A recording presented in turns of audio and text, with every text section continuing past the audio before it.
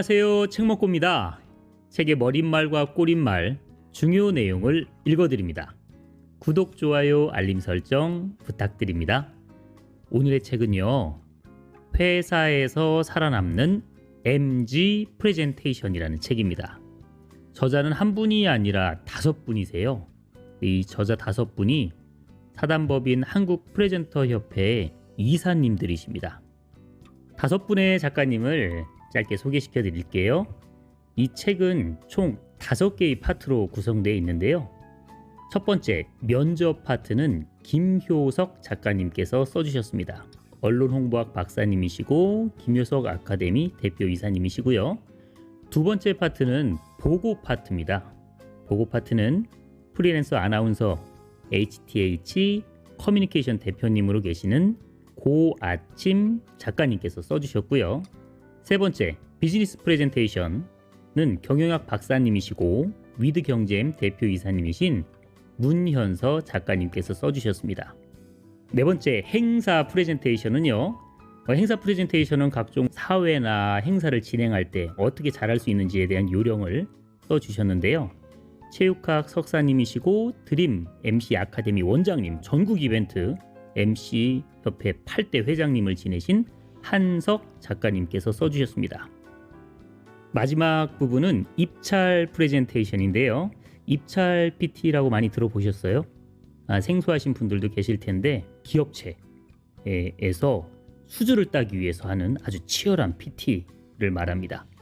언론학 석사님이시고 입찰 PT 전문 기업인 이기는 PT 대표님을 하고 계시는 최홍석 작가님께서 써주셨습니다. 네, 5분의 작가님은 해당 분야의 전문가시고요. 그래서 이 책은 MZ세대가 꼭 알아야 하는 면접, 보고, 비즈니스, 행사, 입찰에 대한 프레젠테이션에 대한 내용을 아주 담백하게 써주셨어요. 먼저 머릿말을 읽어볼게요. 이 책은 회사에서 성격이 전혀 다른 신입사원 2사람이 프레젠테이션의 난간에 부딪힐 때마다 사단법인 한국 프레젠터 협회 임원들을 만나 그 해결안을 찾아 성공적인 프레젠테이션을 실행하는 그런 재미있는 사례들로 이야기가 펼쳐진다.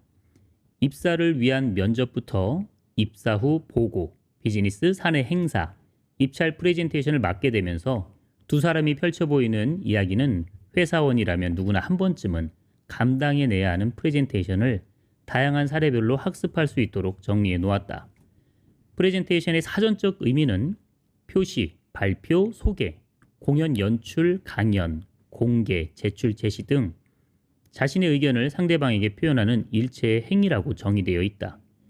그래서인지 프레젠테이션 하다라는 말은 PT하다, 발표하다, 브리핑하다 등의 다양한 뜻으로 사용되고 있다. 다양한 의미로 프레젠테이션을 해석할 수 있겠지만 간단하게 발표라고 생각하면 이해가 빠를 것이다.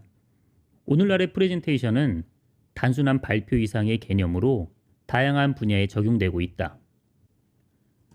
프레젠테이션은 주로 파워포인트만 잘 다루면 누구나 쉽게 할 수 있다고 착각하기 쉬우나 성공적인 프레젠테이션을 위해서는 기획부터 제작, 발표까지의 전 과정을 세밀하게 구성해야 한다. 그래야만 청중의 마음을 움직여 원하는 바를 이끌어낼 수 있다. 우리는 사회생활을 하면서 프레젠테이션이 얼마나 중요한지 잘 알고 있으며 프레젠테이션을 잘하는 사람이 성공한다는 것도 익히 알고 있다. 그러나 왜 프레젠테이션이 중요한지, 어떻게 해야 성공할 수 있는지 잘 모를 수도 있으므로 사단법인 한국 프레젠터 협회 5명의 임원들과 함께 각기 다른 분야의 프레젠테이션을 실전에서 성공하는 비법과 비결을 주인공들과 함께 찾아보았다. 이 책에 등장하는 주인공 2사람이 있는데요. 최수빈은 성격이 쾌활하며 매사에 적극적인 성격의 여자 사원이고요. 반면 김민주는 내성적인 성격의 소극적으로 행동하는 남자 사원입니다. 이렇게 전혀 다른 2사람이 회사 내에서 어려운 프레젠테이션 문제에 당면할 때마다 누구에게 어떤 조언을 듣고 어떻게 해결 방안을 찾아 해결해 나가는지 보면서 내가 주인공이 되어 학습해보면 좋을 것 같습니다. 주변에 늘 1등을 하는 사람이나 항상 선두를 달리는 사람들을 보고 있노라면 사람들은 이렇게 말한다.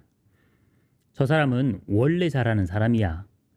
하지만 세상의 모든 성공은 그 어떤 경우에도 우연은 없으며 그 이면에는 명확한 목표의식과 전략을 먼저 세우고 부단한 노력을 통해 성공했다는 것을 알아야 한다. 하나의 프로젝트를 완성하려면 목표와 전략을 구체적으로 세워 목표를 달성하고 최고의 효과를 가져오기 위해 심사숙고해야 한다. 스스로 해결할 수 없으면 그 분야의 전문가를 찾는 방법도 현명한 방법이다. 전문가의 조언은 더 좋은 아이디어를 갖게 하며 본인의 무한한 잠재의식 속에 또 다른 나를 만나게 할 수 있다. 지피지기면 100점 불태라 하였다. 무조건 프레젠테이션을 잘하는 방법을 모색하기보다는 그 목적과 청중, 장소 등에 관련된 사항에 대한 철저한 조사와 이해 등을 먼저 해야 하고 그에 대해 철저한 무장을 하고 대비를 해야 할 것이다. 한국프레젠터협회 임원 일동. 네, 여기까지가 머리글이었고요.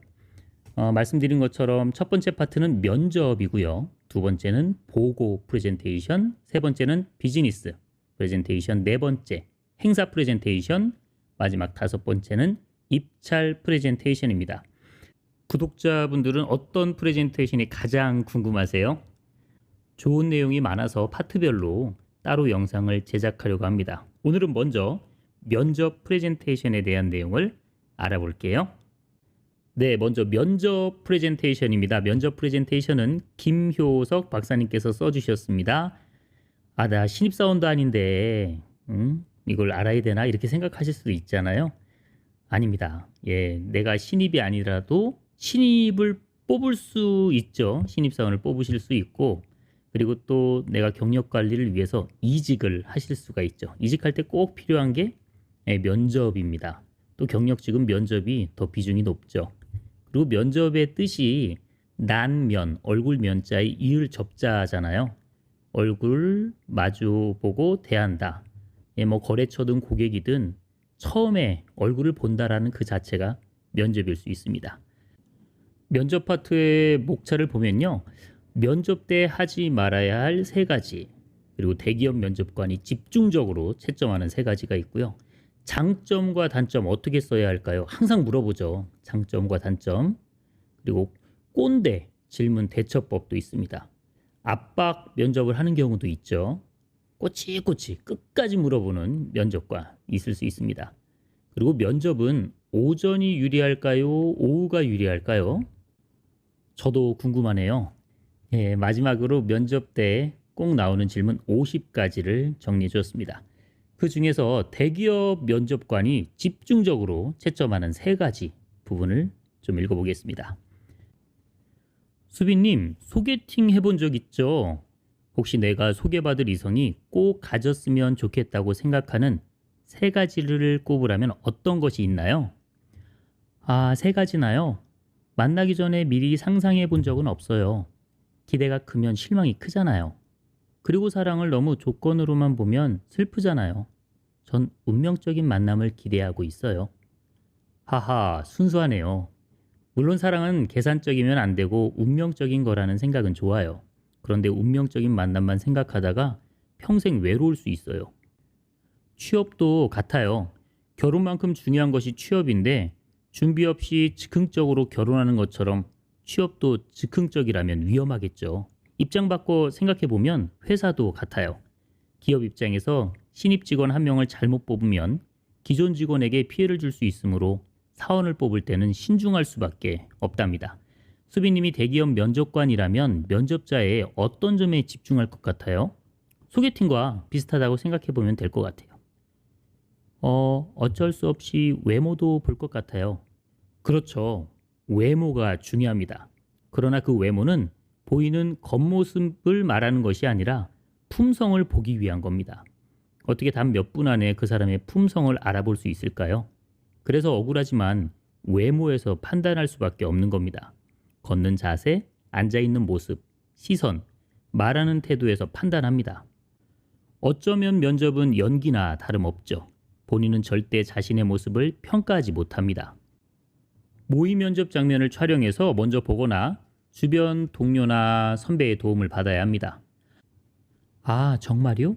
사실 소개팅할 때도 처음 본 그 몇 분 동안에 헤어나 옷 입은 스타일을 보고 활발하더거나 고집이 세다고 판단했던 것 같아요. 그럼 두 번째는 경제력인가요? 솔직히 차도 있고 돈도 잘 벌면 호감 가는 건 사실이거든요. 아, 이제 슬슬 솔직해지네요. 사실 대기업 면접관도 비슷해요. 두 번째 보는 것은 업무 능력입니다. 이 친구가 우리 회사 업무를 잘 수행할 수 있을지 알아보는 거죠. 이것은 말로 물어볼 수밖에 없습니다. 따라서 면접자는 미리 기업에서 필요로 하는 인재는 누구인지, 어떤 업무 능력이 필요한지 준비하고 예상 질문을 뽑아서 연습해야 합니다. 그럼 세 번째도 맞출 수 있을 것 같은데요. 혹시 외모도 마음에 들고 경제력도 좋은데 말이 통하지 않으면 계속 만날 것 같은가요? 아, 아니요.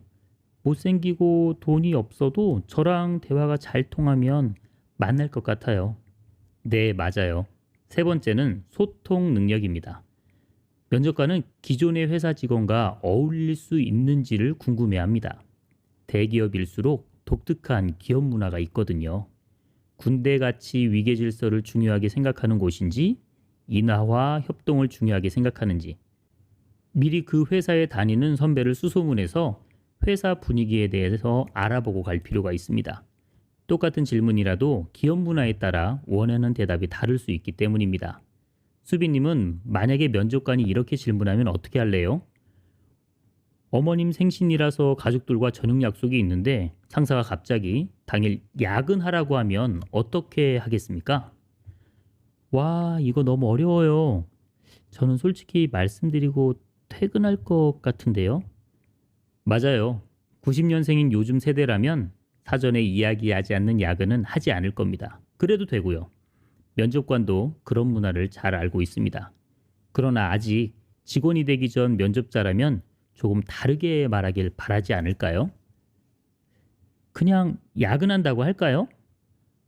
아마 마음에 없는 거짓말을 하는 비굴한 사람이라고 오해받을 수도 있겠죠. 아이, 그럼 어떻게 해요?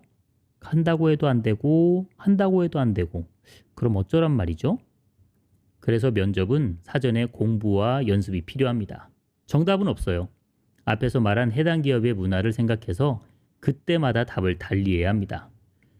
그래도 모범 답안을 알려주세요.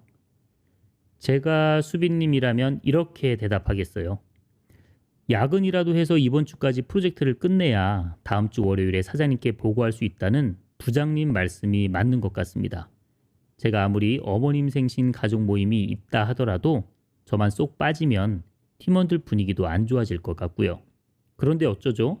그래도 어머님 생신인데 잠깐이라도 들려서 어머님 얼굴이라도 뵙고 인사만 드리고 다시 들어와서 일하면 안 될까요?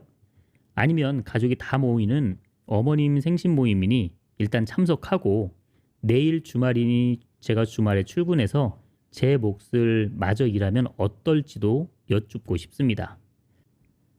와, 명답이네요. 맞아요. 현재 상황을 알고 있고 자기만 빠지면 다른 동료들이 힘들 것이라는 눈치도 있고요.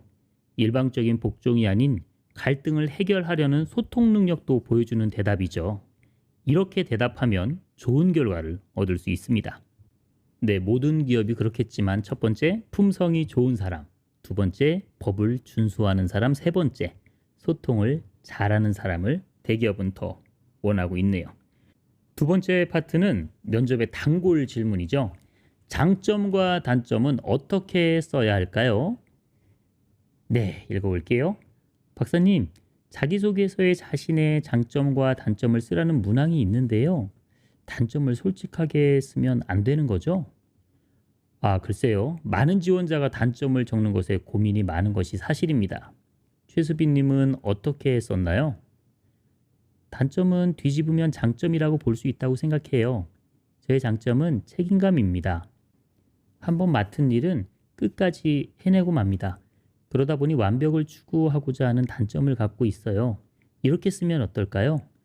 쓰고 나서 보니 이렇게 쓰는 지원자가 태반이겠죠? 하하, 잘 알고 있네요. 여기서 진실성이 느껴지나요? 소개팅에서도 이렇게 말할까요? 면접과 소개팅의 근본은 같습니다. 호감가는 첫인상을 주는 게 중요하죠. 그런데 면접자는 호감보다 안전함을 추구하는 경향이 있습니다. 박사님, 그러면 잘된 단점 소개를 예로 들어주실래요? 글쎄요, 여기에 적어주면 똑같이 따라할까봐 걱정이네요. 앞에서도 누차 이야기했듯이 남의 것은 결코 좋은 자소서가 될 수 없다는 것을 알고 참고해 주세요. 지원자에게 물어보면 면피용으로 쓸 수 있는 하나의 완벽한 단점을 고심하거나 단점이 진짜 단점이 아니어야 한다는 생각으로 접근하니 천편일률적인 내용밖에 생각이 나지 않는다고 말을 하는데 다음과 같이 대답하는 게 좋겠죠. 배워서 남주자가 저의 모토입니다. 새로운 것을 배워서 주변 사람들에게 나눠주는 것을 좋아합니다. 그러다 보니 저를 오지라퍼라고 부르고 놀림도 많이 받습니다.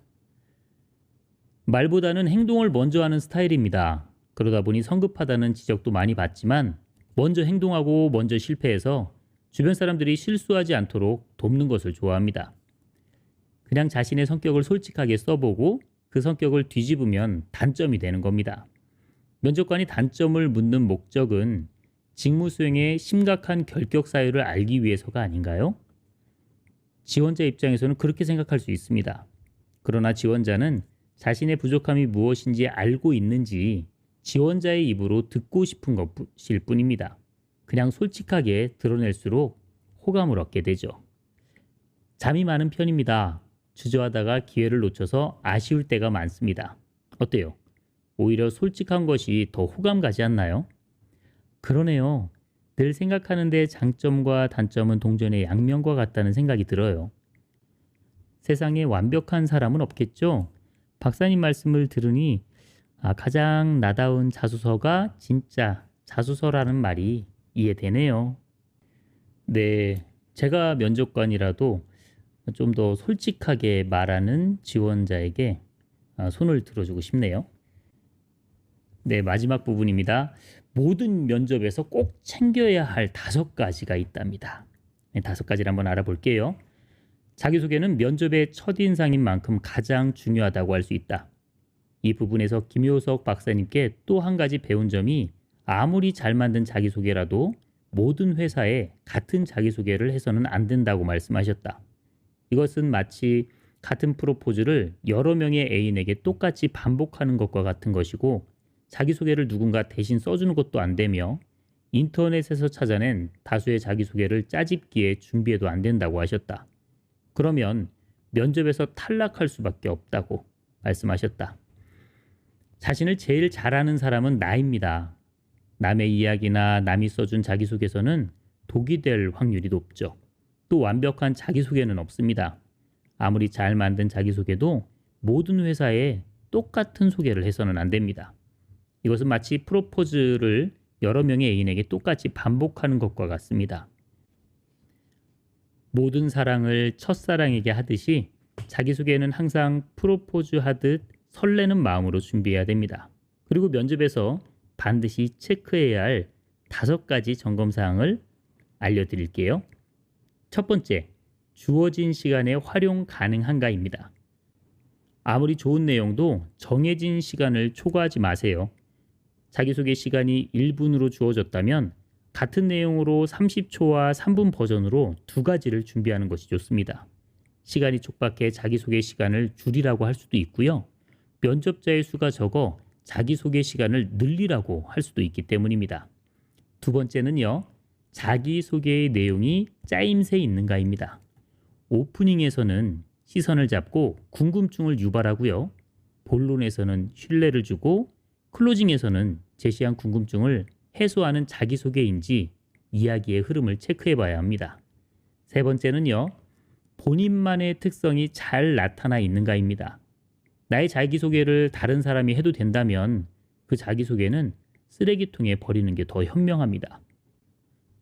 자기소개에는 반드시 나의 이야기가 들어가 있어야 진정한 나의 소개라고 할 수 있습니다. 네 번째, 일반적이지 않고 관심을 끌만한 내용이 있는가입니다. 누구나 알고 있는 내용은 결국 자기 무덤을 파는 것과 같으므로 쓰지 않는 것이 더 좋습니다. 가급적 신선하고 반전이 있는 내용으로 준비해야 합니다. 마지막 5째, 지나치게 거창한 주장과 자화자찬은 없어야 합니다. 근거 없는 주장을 남발하거나 너무 잘난 척하지 말아야 하며 경력직을 뽑는 자기소개도 자화자찬을 지나치게 하면 허풍이 심하다고 보게 되며 자칫 신뢰를 잃을 수 있으니 팩트 위주로 말해야 합니다. 네, 오늘은 회사에서 살아남는 MG 프레젠테이션 중에서 면접에 대한 내용을 읽어봤습니다. 대기업 면접관이 집중적으로 채점하는 3가지, 그리고 장점과 단점은 어떻게 써야 하는지, 그리고 모든 면접에서 필수적으로 점검해야 될 5가지에 대해서 알아봤습니다. 네, 제가 들은 면접에 관한 에피소드가 있어서 하나 좀 나누고 마무리하겠습니다. 면접관이 지원자들한테 마지막으로 하고 싶은 말이 있냐라고 말하는 경우도 종종 있잖아요. 그랬더니 한 지원자가 손을 번쩍 들면서 이렇게 이야기했대요. 저를 잡초라고 생각해 주십시오. 그랬더니 면접관이 황당한 거예요. 네? 잡초요? 왜요? 라고 했더니 지원자가 뭐라고 했는지 아세요? 저를 꼭 뽑아 주십시오. 이렇게 이야기했답니다.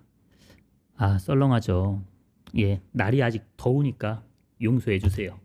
자, 오늘은 회사에서 살아남는 MG 프레젠테이션을 읽었습니다. 도움이 되셨나요? 도움이 되셨다면 구독, 좋아요 같이 공유해 주시면 감사하겠습니다. 구독자분들 건강하시고 많이 행복하세요. 감사합니다.